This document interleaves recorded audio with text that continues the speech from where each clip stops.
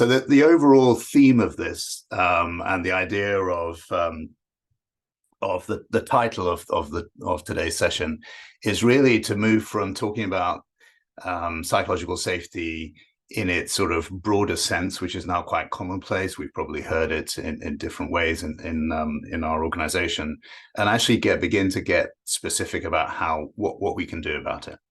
So hence the moving the needle metaphor.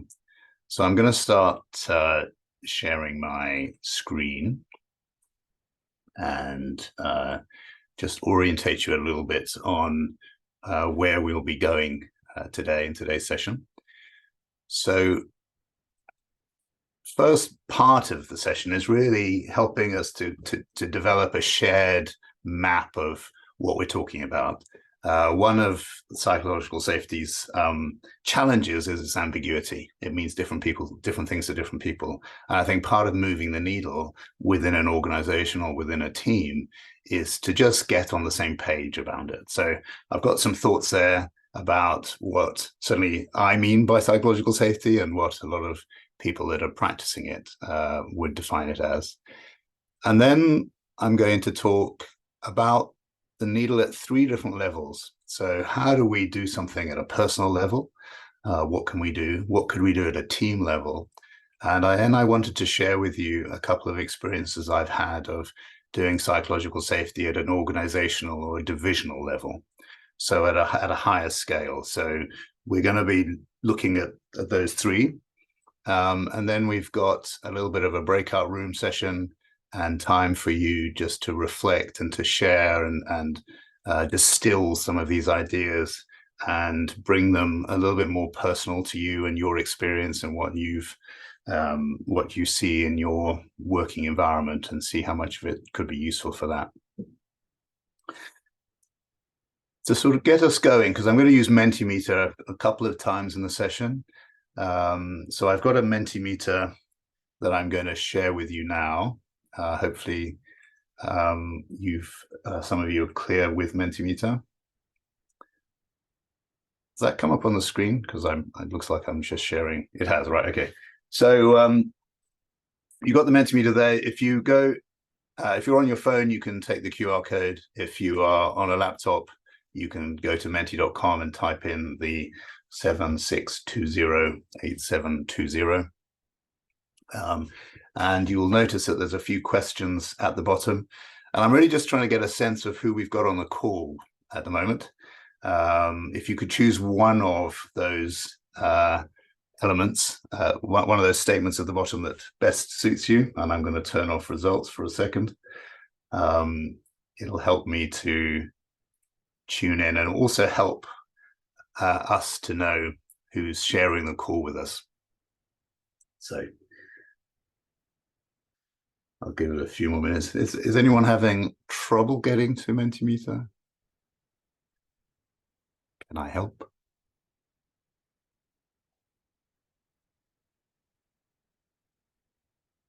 What I'm trying to do also partly through this session is to use some of the techniques that I advocate around increasing psychological safety. And polling and breakout rooms are just a couple of ideas where you can get more inclusion and a broad sort of temperature check, and before you discuss a topic, get some voting on it. So I think that polling has quite a lot to offer around making things safer. So I'm going to show the responses just to have a... Okay, we have a clear sense of a winner. So I think that question about what to do next is hopefully one that I'm addressing today. I hope that's one of the things you leave here with. My expectation, certainly my intention, is that you leave with specific ideas and language and techniques that you could try tomorrow. So that's where I'm hoping I'm going to get you. So let's go back to the slide.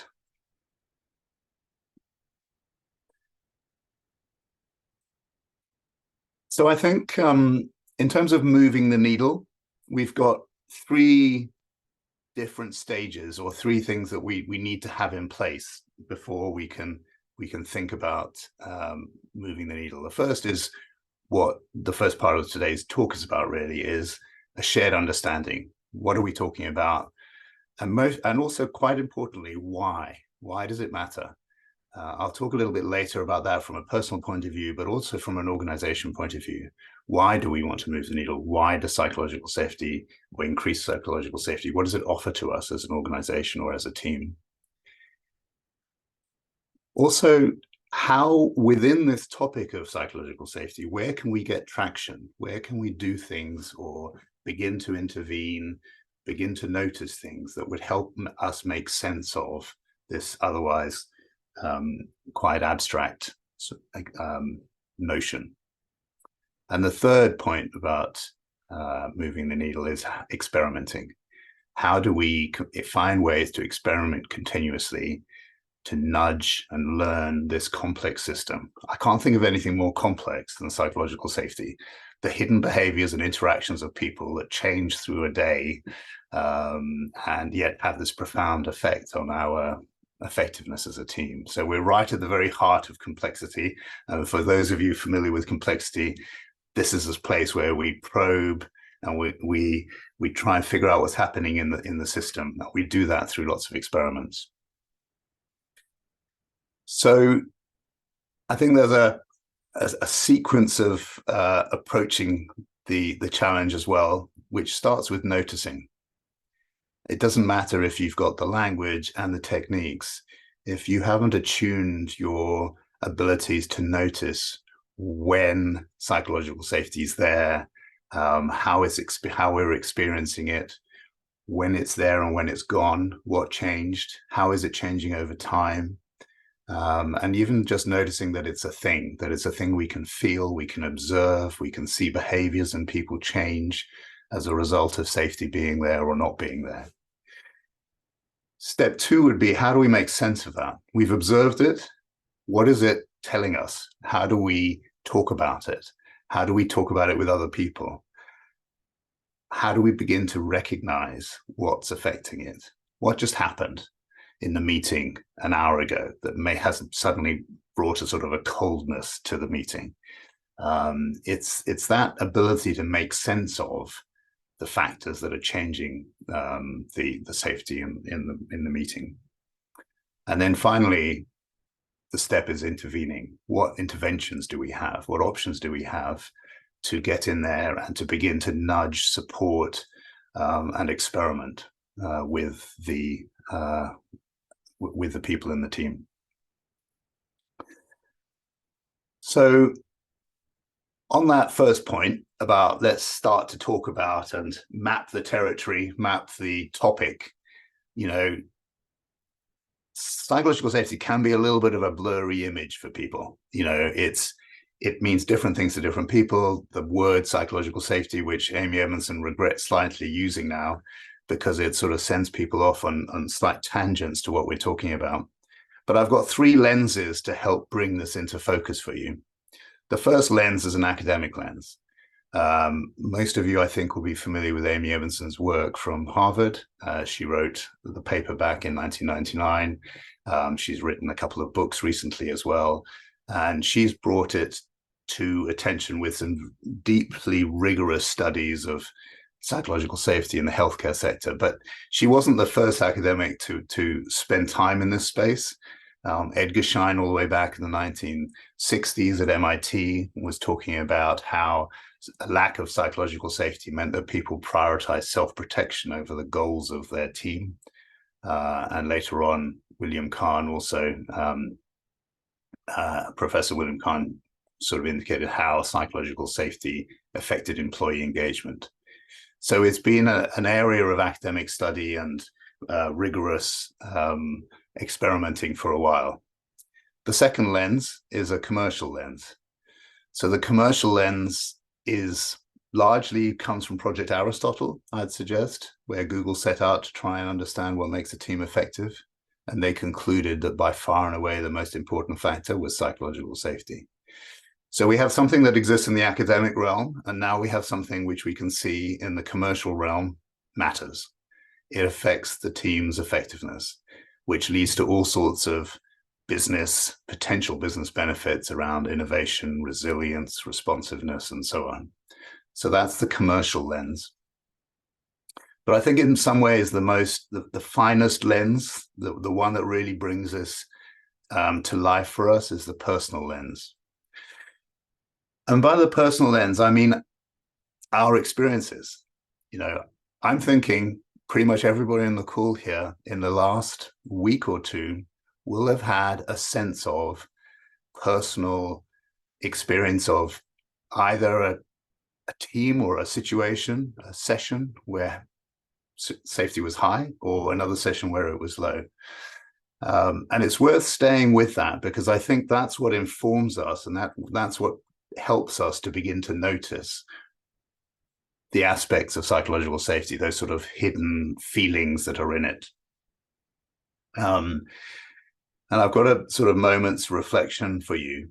And in a moment, I'll ask you to go back to the Mentimeter and just share your thoughts. But the reflection is really, when did you last notice yourself hesitate to share an idea or some difficult news, something you realize other people didn't really want to hear, or ask for help? These are all signs of safety being present. Did you notice what affected your decision to hold back? What was it about that session or that moment that made you hesitate? And then how did that feel? So if you go back to the Menti, I shall move it on a slide. I shall hide the responses, and I shall be quiet for a minute. Anything that you noticed, how did you feel?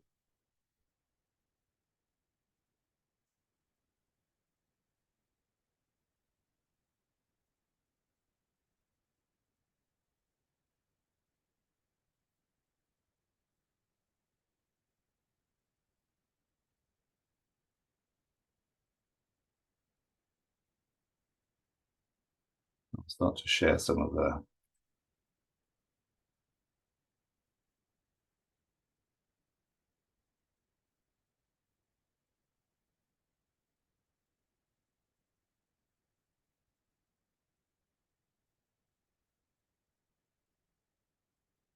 Thank you.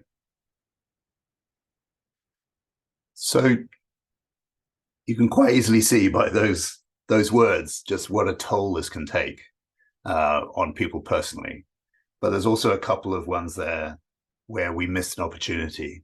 The other people didn't hear what I had to say. They missed out, and we didn't connect at a human level, and all the trust that builds. It's also frustrating.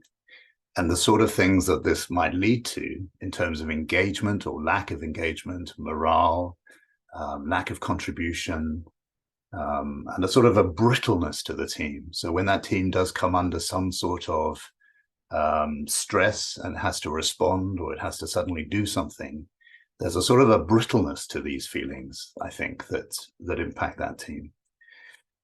So that's why I wanted to spend a little bit of time on that lens, because I think from experience, probably quite recently, that it has this impact on you. We'll come back later and talk about how that might play out at a team level, but I wanted to move on. Thank you for adding those, and sorry if I didn't get to all of them. Hopefully we can make some of that available later. But I'm going to go back now to the presentation and the ideas.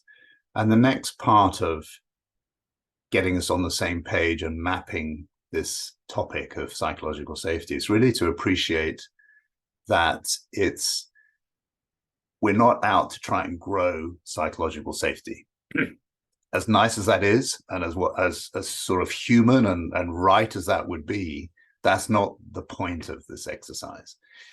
Really, a phrase that Amy Edmondson uses is that psychological safety is the soil. It's not the seed. And that, I think, if you're looking to move the needle on psychological safety, we're looking to be gardeners. We're looking to cultivate that soil. And in that cultivation, we're looking to grow things that are quite tangible, the sort of things that make a difference to you and any stakeholder that you're trying to convince about the need for more safety. If you're an advocate of psychological safety in your organization, you're going to probably want to be talk about things like retention and morale and resilience. And that's the reason why we want psychological safety. So I think moving the needle requires that context, that business context, and the sort of support that you're going to be wanting from sponsors and stakeholders and more senior people. So that's I think that's a key point. As we go into psychological safety and begin to make it a little bit more actionable, we want to get traction on it. How do we actually begin to move it? It's okay, we know it's important, we know it gives us business benefits, we know it makes us sort of feel better, but how do we get in there and do something about it? Each of us will have a different picture of what psychological safety looks like. But if I begin to delve into this picture, we can begin to see sort of areas where we might be able to get some traction. So things like where these four domains come from, we'll revisit this 2 or 3 times in the next 40 minutes or so. So this is the first time I'm introducing them to you. They come from a scan, the Fearless Organization scan, and it's an intervention which I'll talk about later. But I think it's a very useful way to start to look at which elements of this would be, where would I start? Where would I start trying to make a difference? If we're talking about risk and failure, then, how do we talk about the nature of our work being complex? We're going to make mistakes. There are going to be failures. How do we make it easier to talk about them, to raise them, to learn from them? How do we create the space for people to take small risks, and all of that around innovation and so on? So that's one domain of psychological safety. Another one is inclusion and diversity. So we're quite relatively familiar with diversity. We may not be as confident or as familiar with things like neurodiversity, or maybe we're not quite as good at recognizing elements of cultural or linguistic diversity or skills or roles. But really, the other part of this is inclusion. What do we do as a leader, as a team, as an individual to increase inclusion? I've got some ideas later, and you'll have been practicing in some of these already, but there's specific stuff we can do around inclusion. Likewise, willingness to help. How do we make it easy for people to ask for help? How do we make it easy for people to see who needs help today? How do we facilitate all of that? And also, how do we bring in those unique talents that we have at a team level, and share those around and so on? And finally, one that we'll come to as well a little bit later. How do we have those conversations that make a difference? They're sometimes difficult conversations where we disagree, or we need to hold somebody accountable and so on. And you can begin to see Amy Emerson talks about psychological safety as a team climate phenomena. This plays out at a team level. Yes, there'll be versions of psychological safety at higher levels, but where it plays out at a team level, you're talking about hundreds of interactions a week, interpersonal interactions. And so changing even slightly some aspect of psychological safety like this can begin to have a real qualitative difference on those interactions. Imagine having those conversations that currently you've found a way as a team to avoid because you're prioritizing artificial harmony over having those sort of real conversations. So that's going into the sort of the inner workings of psychological safety. Equally, probably useful to talk about what's not psychological safety. Back to that point about it being quite ambiguous. I don't have time today, unfortunately, to debunk all of these, but or to sort of to lay out my argument about it. But it's not about being nice to people. Let's just be clear about that one. But it's also not about the sort of right to not feel uncomfortable at work. Excuse a double negative. I couldn't think of another way to phrase that. But so, this is not about being comfortable. It's about having the failures that you're going to have, and the learnings and the conversations you're going to need to have, and so on, at work. And it's also not about standards, lowering your standards and expectations. And I've chosen this one to focus on because it actually takes us to quite a useful visualization, which again comes from Amy Edmondson, where along the x-axis we have performance standards from low to high, and y-axis, as you can see, safety. So when it's low and low, we have a zone, the apathy zone. I'm disconnected. It doesn't really matter. I'm apathetic because if I start to take risks, it's going to be painful, so I'm going to disengage from that. But nothing's much expected of me, so I'm quite happy sort of to spend time. Well, not happy, but you can understand why people end up in this place. More familiar to many of you will be the second zone. Expectations are high, but the safety is not there. This is a place of great anxiety where we don't really want to fail. We're not going to suggest ideas. We're going to hold back. We're being judged, and so on.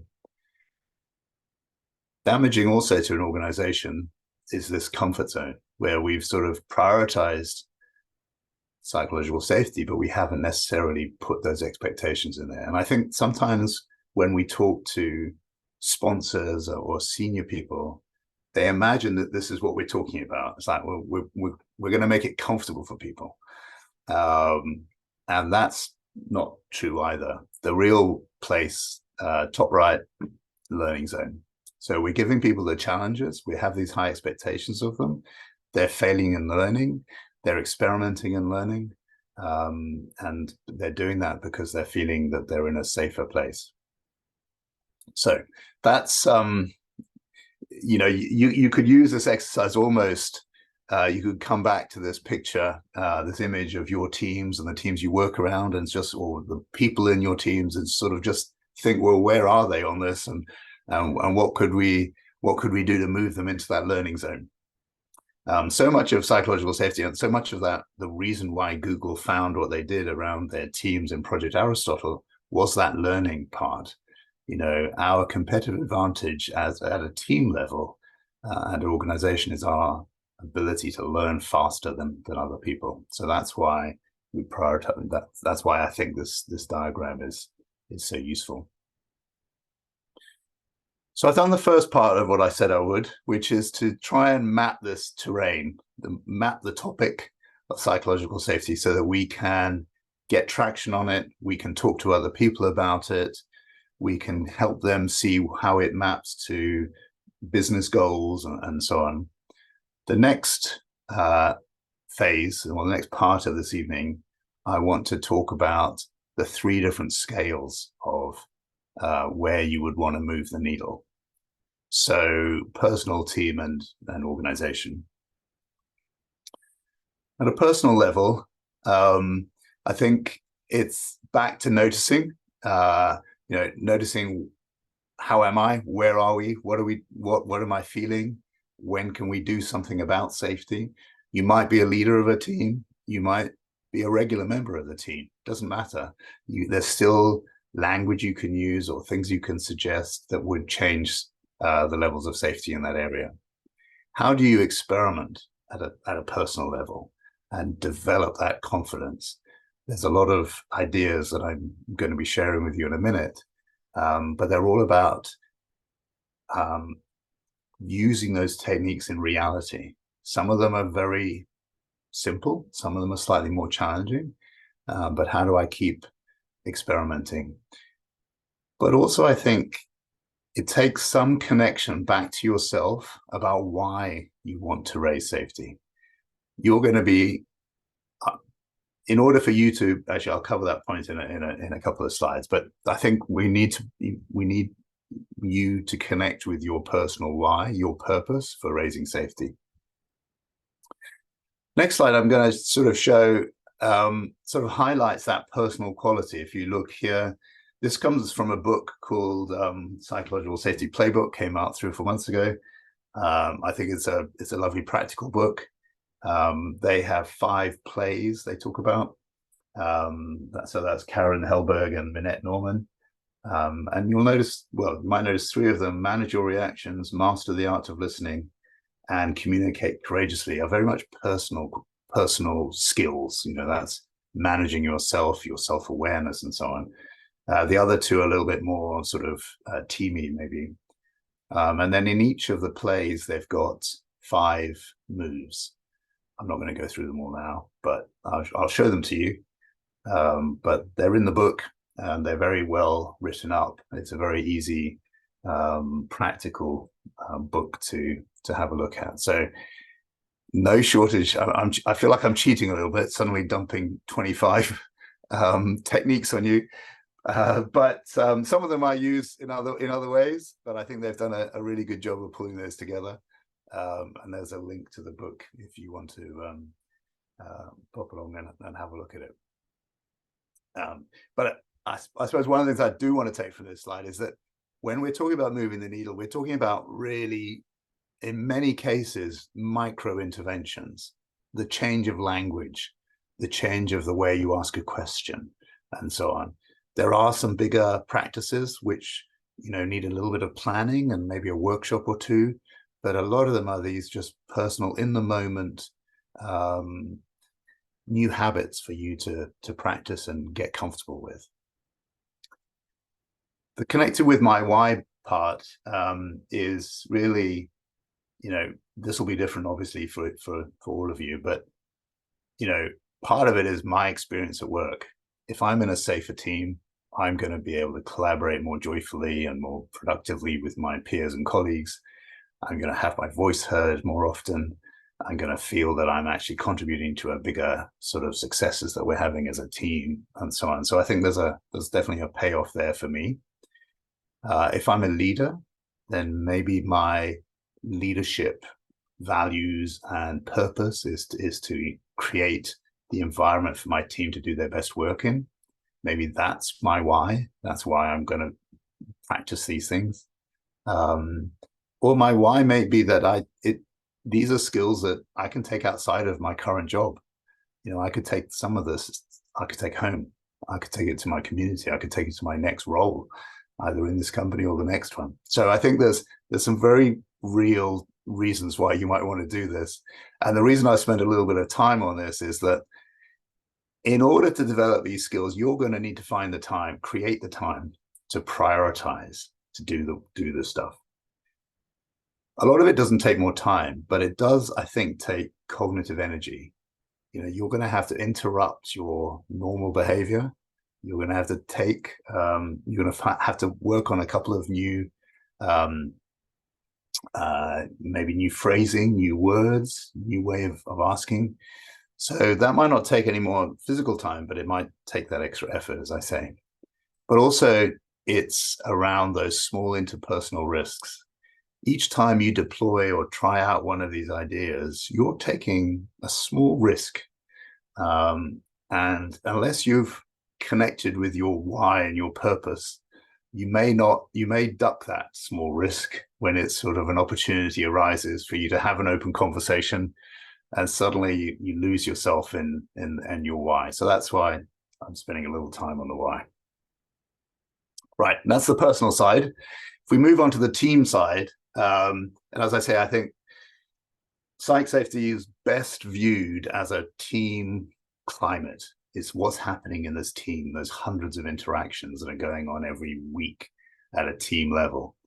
And it starts, I think, in a similar place. Let's just talk about it. Let's raise awareness that it's important, what it is, what sort of language we want to use. There's so much material out there that you could bring into existing meetings that you're having, maybe some special meetings that you're going to have specifically on this topic. You might want to run particular workshops on an aspect or other. Neurodiversity in my work over the last sort of couple of years has increasingly become a topic that people raise and aren't confident about tackling and talking about. And how do we make it more inclusive for different people with neurodiversity? It's not a subject that many of us feel like we have a lot of expertise in. So maybe a workshop around that. Or there's a workshop which I'm just about to show you, which I've run a few times. It's one that I've blogged about, and I'll tell you in a second.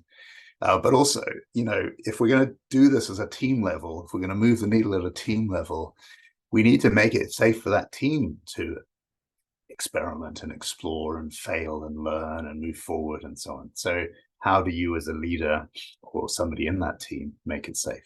So that's a team level.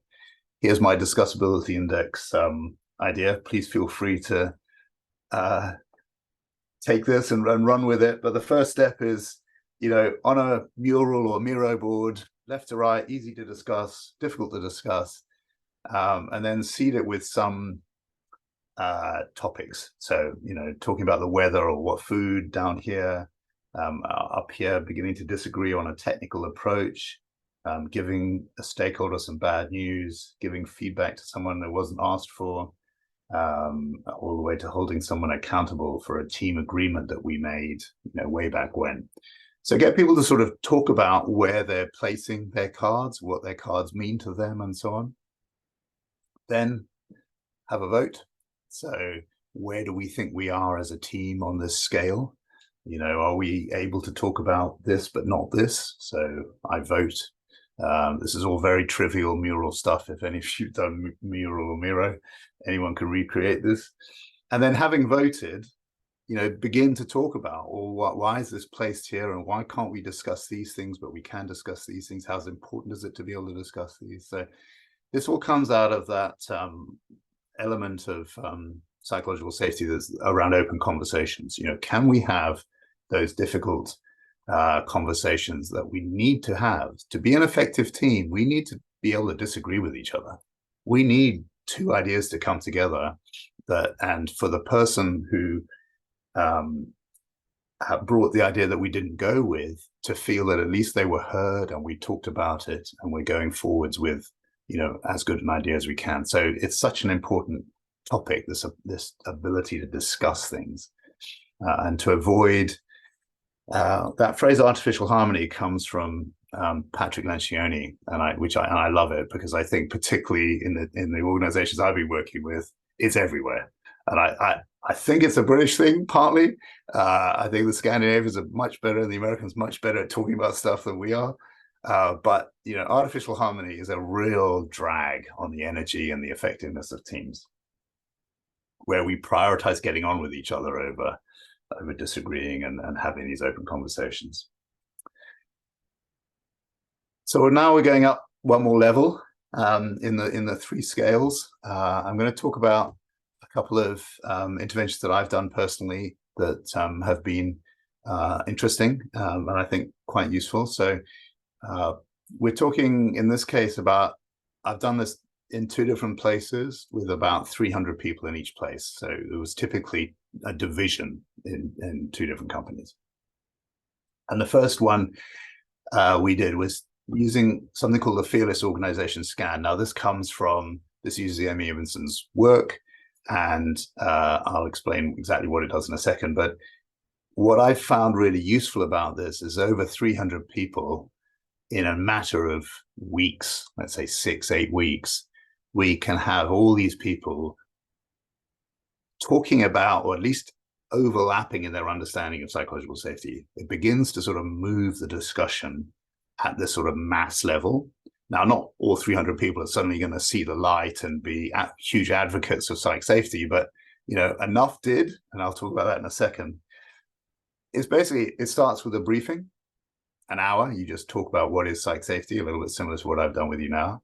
They then get a questionnaire, which is the one that Google did, 7 questions for Project Aristotle, and has been run tens of thousands of times since. They then get the results of those questionnaire for their team compared to thousands of other teams, and then we run a debrief. So 2 to 3 hours and we talk about the way that I did this before was that we debriefed either individual teams or a collection of teams, or in one case, it was the people that reported up through to somebody on the board. So we had themes emerging depending on who it reported up through to, that were coming out of that sort of team level.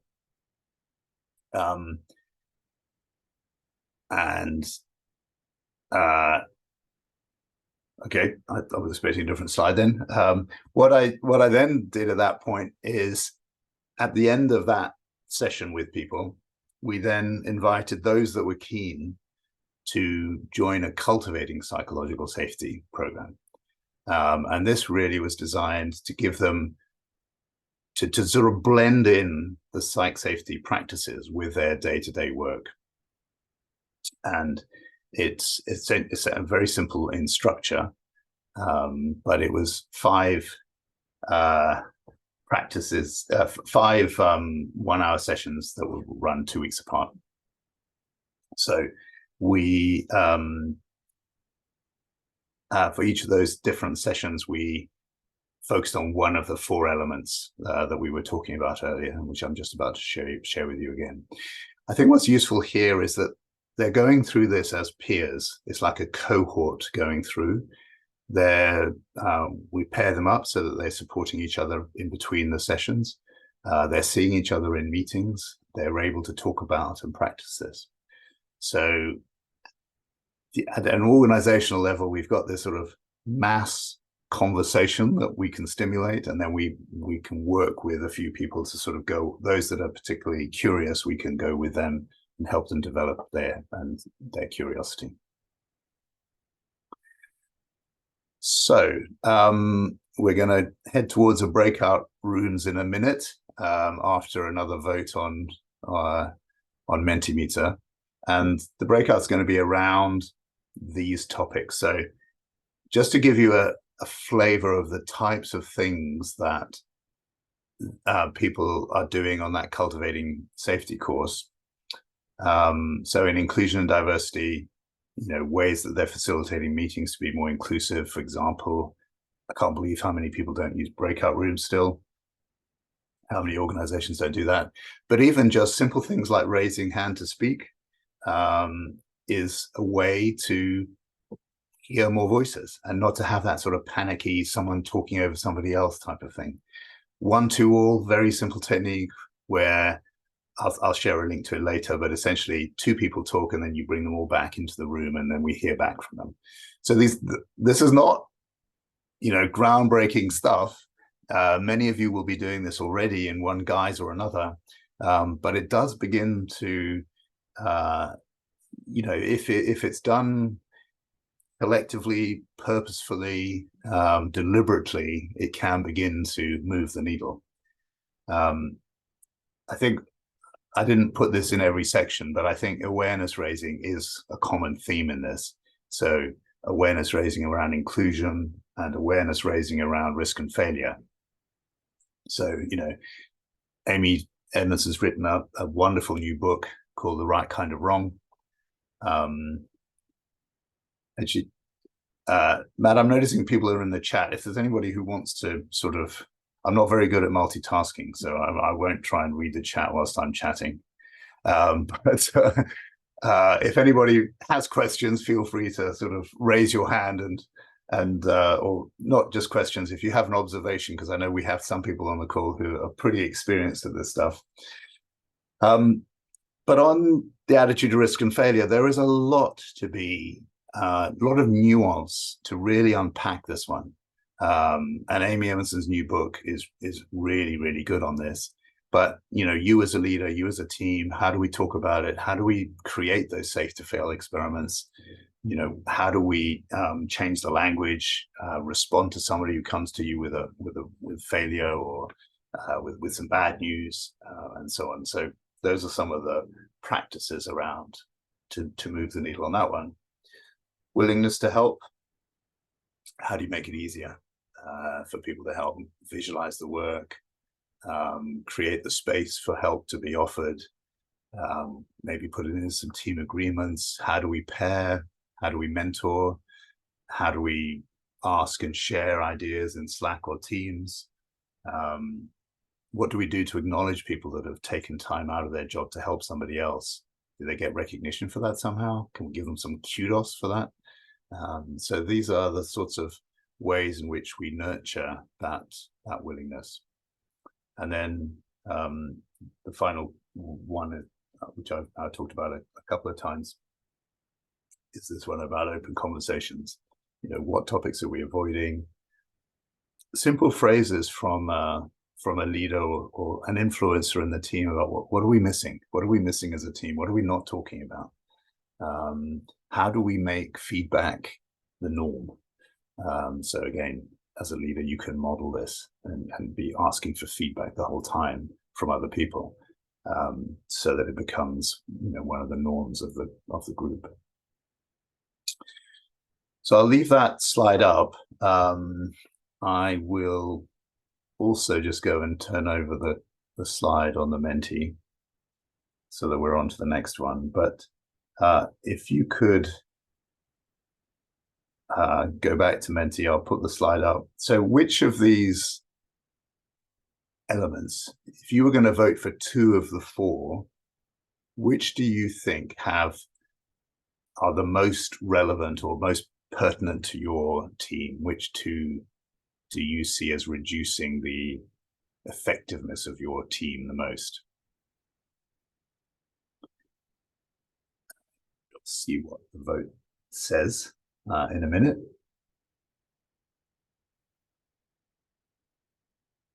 I'll give you some time. I think, Basil, we can only select one from the list. Right. Okay. One. Thank you. That's my fail. No problem. I didn't set it for 2. So if you set, Dragon says you can select 2. I tested it for 1, but I didn't test 2.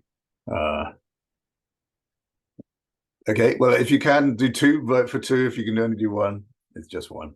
Either way, we'll get some idea of the favorite one. So, okay, so we've got 2 that are standing out from the other ones for now, for sure. So, risk and failure, and open conversation. Interesting, I'll probably agree with you on this one, because having debriefed, 30 or 40 teams in the last year or so, these would be the ones that came up most frequently as something we can do something about, or we need to. So I'm going to go back to the slides and just sort of get you ready for a breakout room question. Matt is going to kindly minister the breakout rooms. So probably it's going to be a shortish breakout room session, just so that we can hear back a little bit from the end. We've got 12 minutes to go, so let's make it a 8-minute breakout, which isn't going to be enough, but maybe you'll have some time to talk through things. So the question is, of those 2 that were largely chosen, so attitude to risk and failure, open conversations, from your personal experience, why did you vote for that if you did vote for those? And B, how does it, by helping improve it, what would you hope to see in terms of the raising of psychological safety in that area? Good to see you all. Welcome back. We've got 3 minutes left, so I'm not going to spend a huge amount of time delving into what was said, but any of you in your rooms have a topic that you'd like to share? An insight? Observation?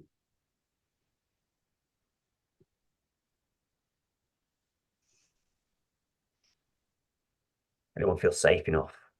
That's the big question.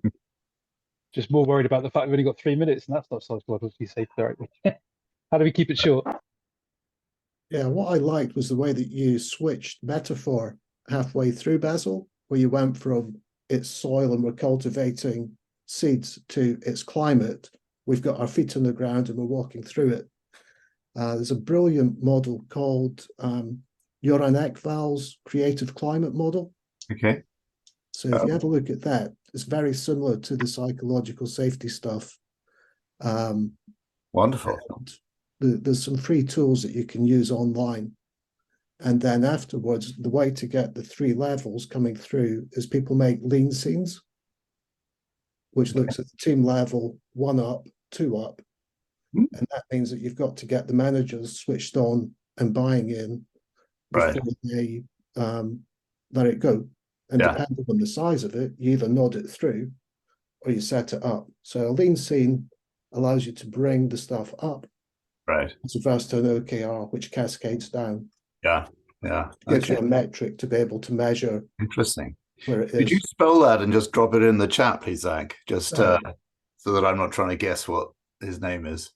I'll send you a link to. Okay. Well, send us all a link because I think others might also like to see that. There's certainly a new one on me, so I'll definitely be looking at that one. And thank you very much. I really enjoyed it. Pleasure. Thank you. Anyone else take?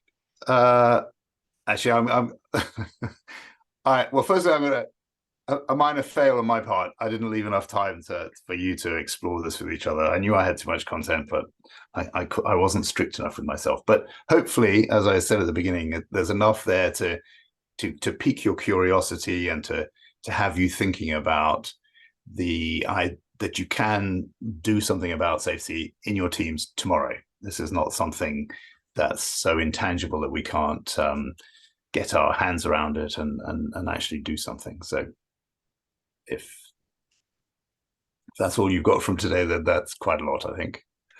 So super. Thank you everyone for joining. Thanks very much, Basil, for taking us through that, the ins and outs and the subtleties and nuances of psychological safety. Thanks everyone for joining in, going into those breakout rooms and giving it a whirl. I'm sure you can take those conversations further, and I've just put the link up there in the chat. If you have a little look through that, you can get the Zoom chat afterwards as well. I'm sure. I think it allows us to do that now. So have a look at Basil's article on LinkedIn. Link into Basil as well, and I'm sure you'll see much more of these tools that he's putting around. And thanks, Zach, for sharing yours. As I said at the top of the show, please come back and join us next month, which will be the 12th of December, for an open space lean coffee on just general wicked problems around business agility and the things that you're experiencing. And please come and share, and let's work things out together. Thank you very much. We'll see you all soon. Great. Thanks, everybody. Thanks, Basil. Catch up with you soon.